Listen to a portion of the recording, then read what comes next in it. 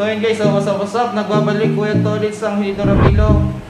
At nandito tayo ulit sa Forza Cycles. Kasama natin si Sir Rock Angeles. Bago setup po yung kanyang road bike, ipiplex natin. Pinarello F8. Saan galing sir yung sa Yunes Koreano? Pinarello. Online o sa tropa lang? Sa tropa lang. Sa tropa lang. Napakaganda guys ang presyo. Nakakalula. Almost half billion ano. Ito na, papakita na natin.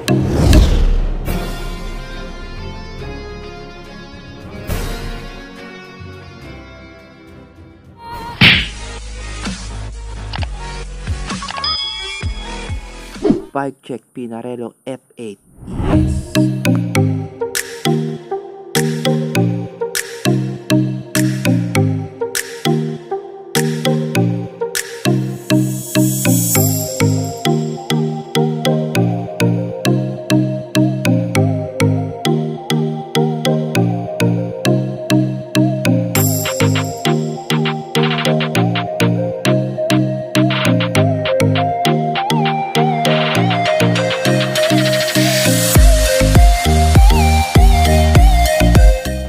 Ayan guys, so ang frame set niya po Pinarello F8.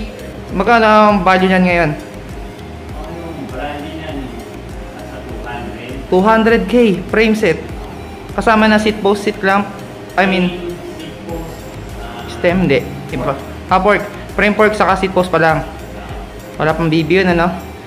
Tapos Corima.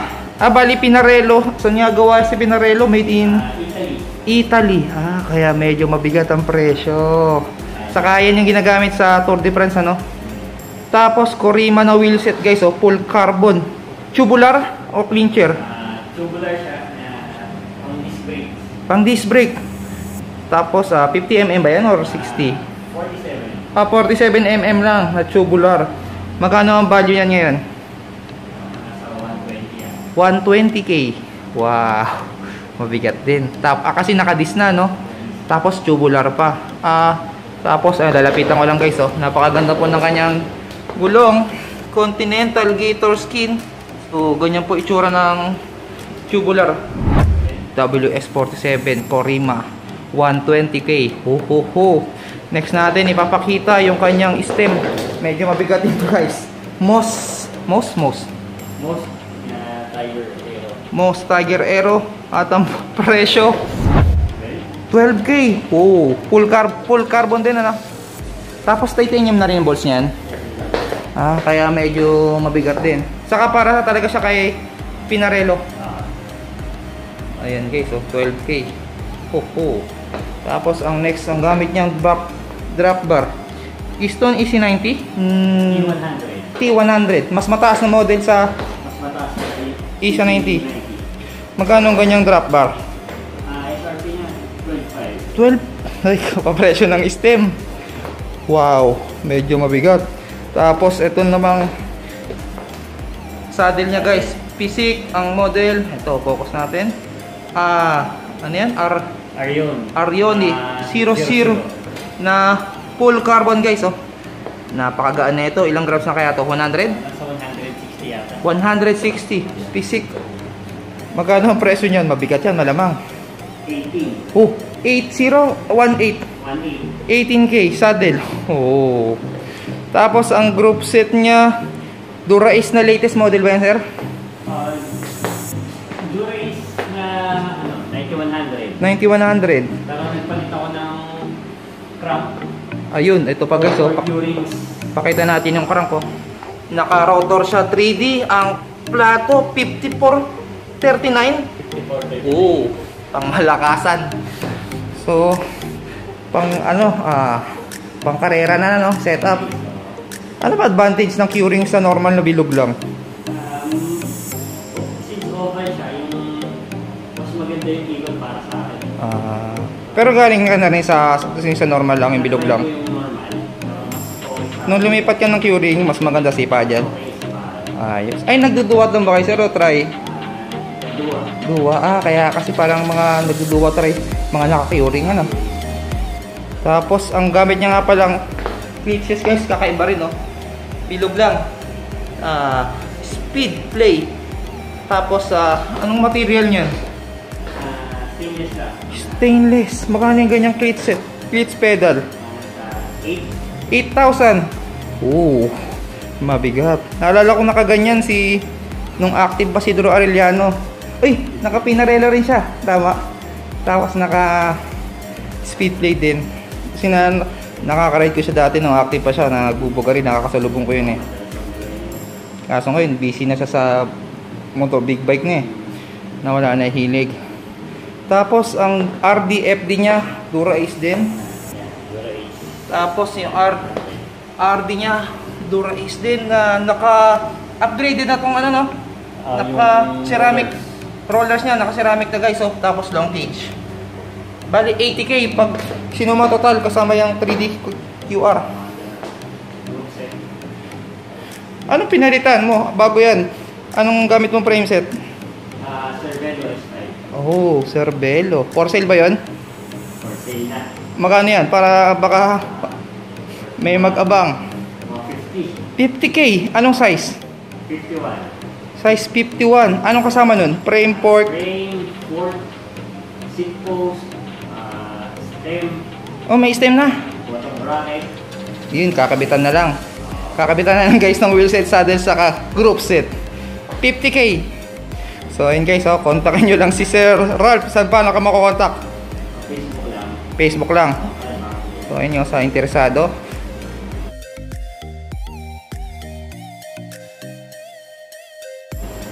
Ninjahin nyo na yun. Nakapakamura nun, ano? Anong model nga yun, sir? Naman natin yan eh. Yan. Negotiable pa. Cervelo. Cervelo S5. Size 51, ha? Good for 5'7". 5'7". Kayo, ano bang height nyo, sir? 5'9". 5'9". Ano tong Pinarello? Ito para size 50. 50? 52? Parang ganun, ano? Bakit ka nga pala nag-Pinarello? Binigay kasi sa akin ng tropa yan na Mura. magandang price na hindi mo kaya tanggihan. Kaya, di ka na napahindi. Nakailang road bike ka na, sir? Oo, marami na. Marami na. Tuwing kailan ka nagpapalit? Every 2 years o every year? Parang every year. Wow! Every year. Grabe pala. So yung mga, ano yung mga previous road bike mo? Giant TCR. Galing ka rin sa TCR. Yung gamit ng mga Navy. Yung naka-ISP. Yung nilalagari na lang yung ano, no, seat post. Integrated. Matagal din yun. Taon din inabot sa'yo nun? Isang taon din. Isang taon. Tas, Isang taon na akong nag-TCR. Isang taon na akong nag-Cervelo. Tapos ito na. yun. So, before yung TCR, papalit-palit pa ako siguro 3 months palit. Palit agad. Anong group set nun? Shimano? Shimano rin? Dura Ace. Nakadura Ace. So ito din yung mga, ay hindi, baka to kasi naka-disc type na to, no? This na. So, ito pa rin yung group set ko sa Cervelo. Nilipat mo lang? Nilipat ko lang yung calipers niya. Ayun nga pala guys, kakaiba yung calipers na ito. Yung disc niya guys, TRP. Yan, no? Alright. Kasi, anong gamit? Hindi nga pala, nakakaliper lang yun, no? Calipers. So, binila mo pa ng ano yan para magamit sa pang disc. Tapos, meron pang kakaiba dito guys. Ito, battle cage. Carbon din to. Pro. At ang presyo, nasa magkano yan, sir? Mga nasa 3,000. 3,000. Battle cage only. Mabigat. So, 6,000 na yung dalawa na yan. Grabe. Yung previous, nga pala guys kung napanood yung latest vlog natin, kasama ko si Sir. Nagtagaytay kami, medyo naudot na, hindi kami nakarating sa taas. Dahil bawal pa. May checkpoint.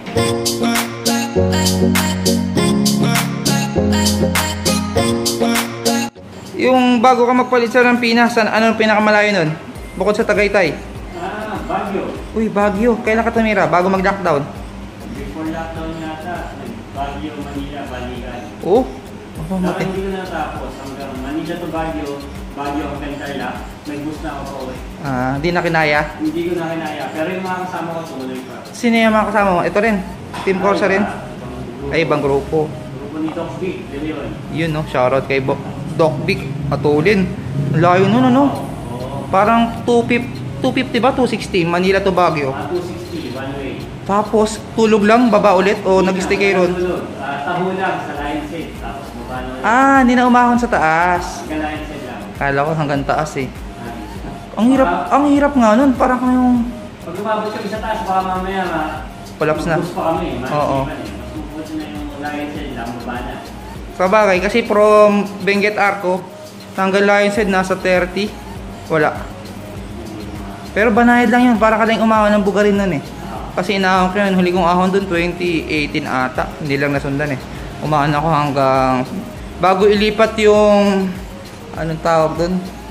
Yung sign, highest point. Kinabukasan, nung pagkakit ko ron, nakarating ako, may nag-post eh, iba na daw yung highest point. Yun. So kaya tinira niya lang pala Manila hanggang Leon, tapos baba na. Lahat sila o marami ring nag-bus pa uwi. Ako lang nag-bus po. Ilan kayo na nag-ride nun? Mukhang matagal pinagandaan yung ride na yun kasi layo. Tapos, ayun, mga ilang bang preparation mo nun? Ano mga ensayo mo nun bago ka tumira ng Manila to Baguio? Panay Antipolo o Bugarin? Yun. Kaso nga lang, pauwi, hindi na kinaya. Bus out na. Kasi ang haba ng Tarlac. Hiraw na. Nauumay ka ron, ano? Anong oras yun? Nung dumaan kayong Tarlac pa Baguio? Siguro mga... Hapon o tanghali pa? Ay hindi, kung nasa Leon kayo, maaga kayo sa Leon? Kasi umalis kami dito, mga 8 ng gabi. Ah. Naalala ko, 5:30 ng umaga, nandito na kami sa Pangasinan? sa paanan ng Quezon. Ay, ang aga. Tapos, umakyat kami, nasa Leon kami siguro mga... Pasikat na araw? 9. Tapos, pagbaba namin, naligo na kami. Konti lang ng konti, naligo, kumain. Saan banda dun? Sa may... Doon sa may paanan ng Quezon doon. Bus stop? Yung bus stop ba yan? Parang may doon sa mismo sa may mga... Pagligo mo ng packet ng Quezon. Ah, okay. So nag-refresh lang kayo, no? Refresh lang. Para... Banat na pauwi. Banat na. Naalala ko, tanghaling tapat. Bumabanat kami ng Pangasinan na. Ngayon ko na narinig yung ganyan. Kasi madalas naririnig ko, Manila to Baguio, pahinga. Kinabukasan, uwi na, bus. Kayo yung grupo nyo, Manila to Lion's Head.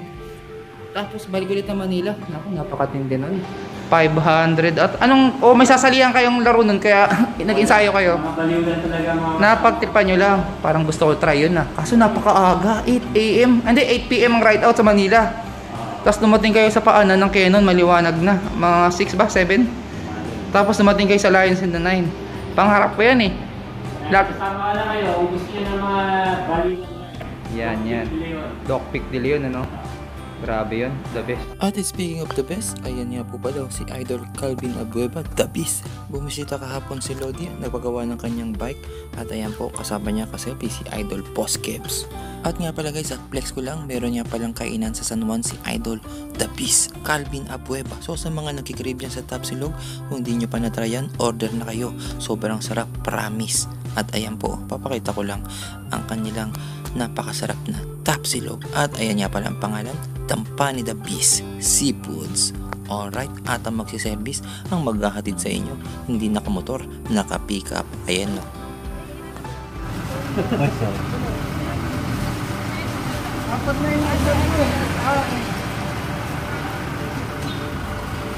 Ayos ang service, ano? Pick up. Ano ni Idol Calvin? Ah, ayun yun. Okay. Parang ayun din yung dala kahapon, ah. Si Idol may taga-deliver ang kanyang misis. Yun, no? So, ayun guys, so ayun guys, so dumating na pa yung order namin from The Beast kay Idol Calvin Abueva, pinakamalapit na bato dun sa house. Express ko lang po, no? At ayun yung mga nag-deliver sa atin, no? Naka-Hilux baka. Salamat po. Okay, flex ko lang ulit. Ayan nga po pala ang kanyang bisikleta ni Idol Calvin Abueva, kasama niya si Kuya Mac Caliedo. So yun guys, so kumakain na po kami. Shoutout nga pala kay Idol Calvin Abueva ng The Beast. Ang mga balak umorder, nasa San Juan lang po sila. Check nyo po ang Facebook page nila, Dampani The Beast. So ayun o. Lamon muna. At ayun na nga, bago pong matapos ang ating palabas, flex ko lang ulit ang napakagandang Pinarello F8 ni Sir Rap. Maraming salamat sa kwentuhan, bike check up po trip. So yun guys, tapos na yung mabilisan natin bike check. Maraming salamat kay Sir Rap, kay Boss Kebs, kay Boss Marco. So hanggang dito na lang guys. Kung nag-enjoy kayo, alam nyo yung gagawin. Like, comment, share, and subscribe. Kita-kits ulit tayo sa susunod na upload ko. Bye bye! Ops, wait lang. Shoutout nga pala kay Idol Calvin Abueva. Napakasarap po naman ng Axelon ngayon, no, sa mga balak umorder. Sa San Juan lang po sila. PM nyo na sila sa Facebook page. Alright.